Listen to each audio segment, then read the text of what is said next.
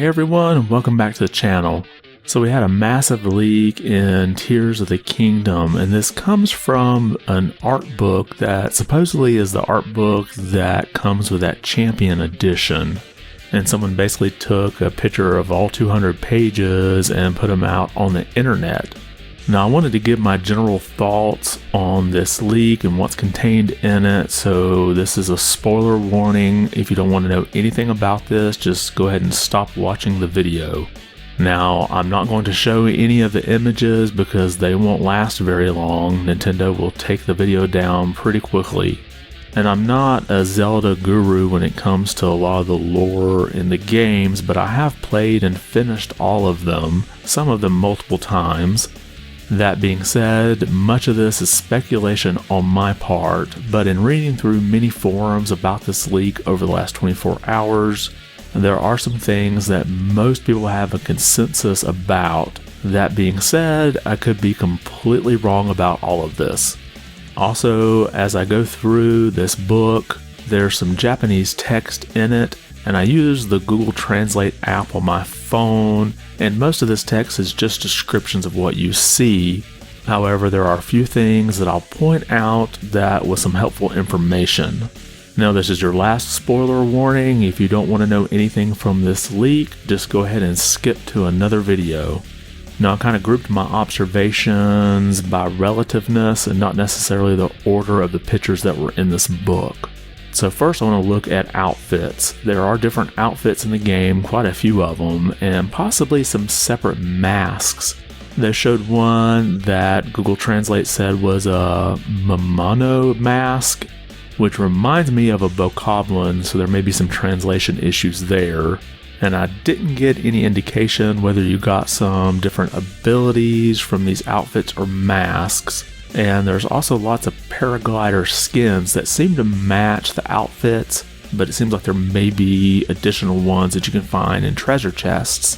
The next observation I was kind of surprised to see. We have a miniaturized Link standing on what looks like to be furniture, and also a comparison of him next to some mushrooms. So I definitely got some Minish Cap vibes here, so we may be seeing the return of the Minish. And it does look like we will be getting some amiibo support in here. They had a picture of Toon Link that, using Google's Translate app, the picture was titled Dreaming Hero Outfit. And of course that description fits Toon Link from Link's Awakening. And then next we see the return of the Sheikah Slate, and it seems to have a wired connection to it that connects to Link's waist, where it seems to be spooled out in front of him. And there's this light on the cable that, from the description, it flows from the spool to the Sheikah Slate. And it does show that this wired connection can be disconnected, so there may be some special use for the Sheikah Slate with that wired connection. This kind of gave me some rock climbing vibes, but who knows.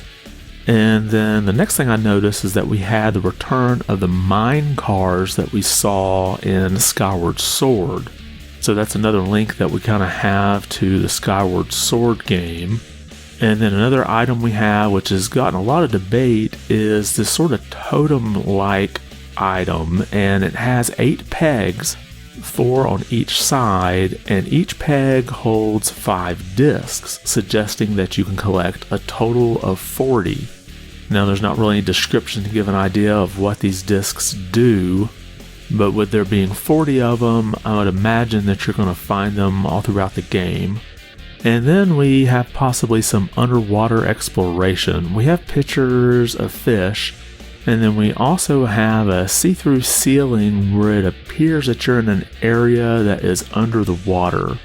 And then we could also have the return of crafting, because we see some horns and some Keese eyes, kind of like the ones that you've collected in Breath of the Wild. But we also have some enemies that have like these horn weapons on their heads. One example would be an enemy has 4 different types of weapons. There's one with a small axe, one with a sword, one with a larger axe, and then the last one's a scythe. And these are labeled level 1 through 4, so they're probably levels of difficulty. And then pictured under that is the weapon separately, suggesting that you pick up this weapon perhaps maybe after defeating one of these enemies.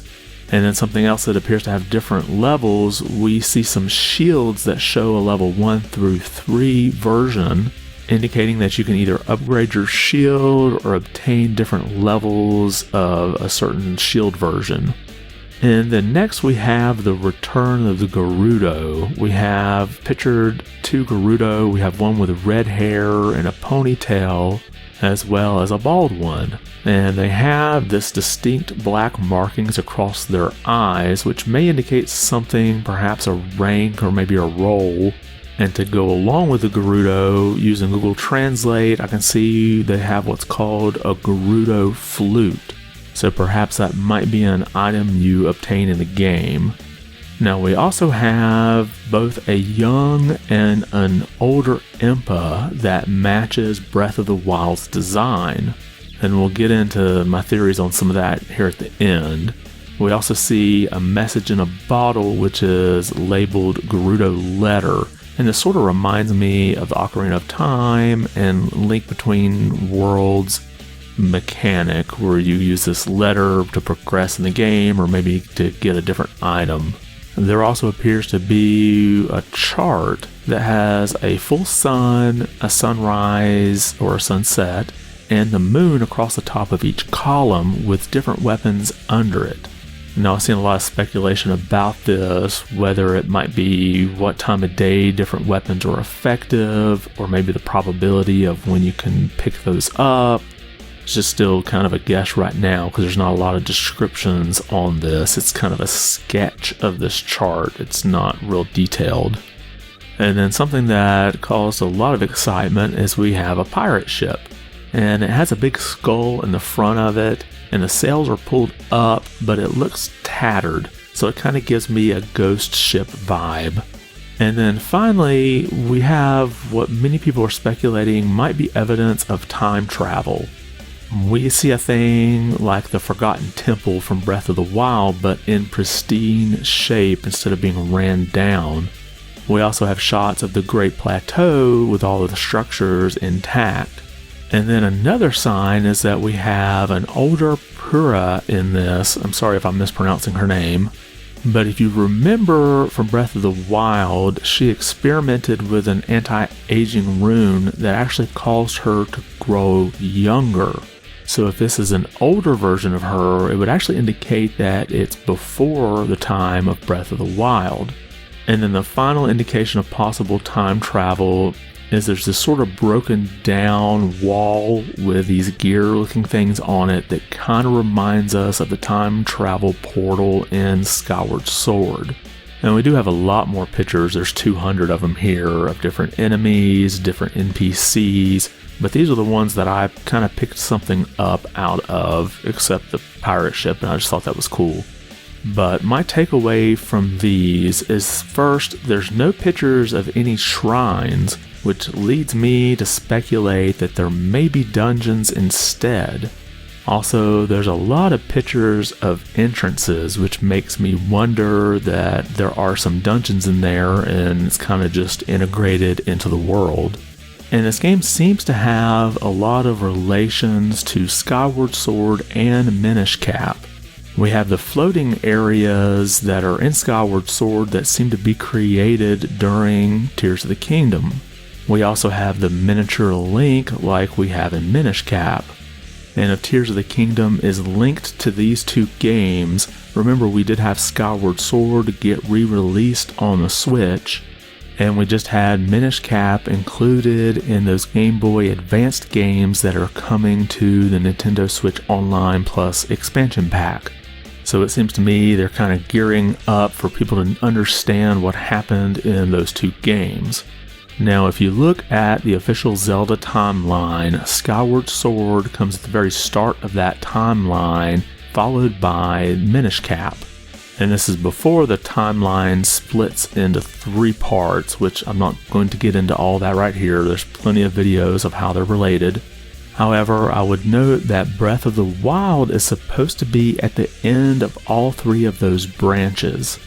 So if the game does involve time travel, one theory I have is could Link and possibly Zelda go back in time before Skyward Sword and essentially change the future timelines, in a sense retcon all the other Zelda games.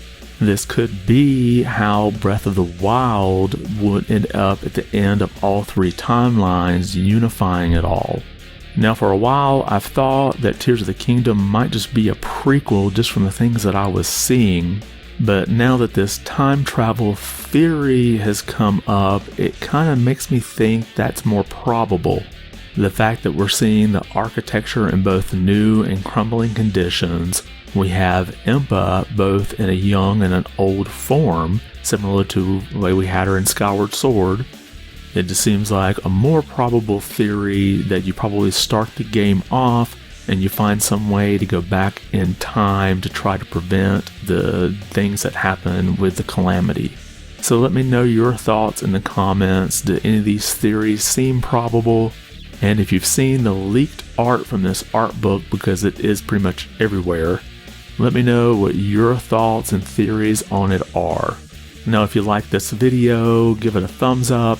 And if you haven't subscribed yet, consider doing so you can get more of my videos into your feed. I want to thank you for watching and be good.